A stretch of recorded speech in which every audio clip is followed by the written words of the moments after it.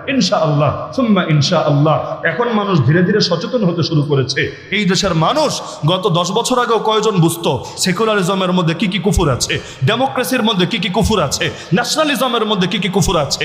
আজকে আলহামদুলিল্লাহ সবাই না বুঝলেও এই যুবক ভাইদের বড় একটা অংশ বোঝে।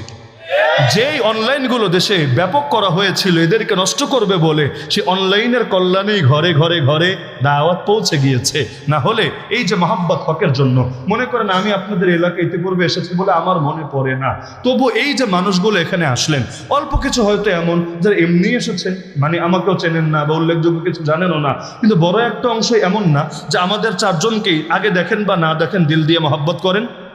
তো এগুলোকে অনলাইনের কল্যাণে না, তো অনলাইন বানিয়েছে ভেবেছে সবাইরা পর্নোগ্রাফিতে লাগাবে, সবাইরা গান বাজনায় লাগাবে, সবাইরা সিনেমায় লাগাবে, না ওদের গলি এখন ব্যাকফায়ার হয়ে ওদের পেটে গিয়ে ঢুকতে শুরু করেছে।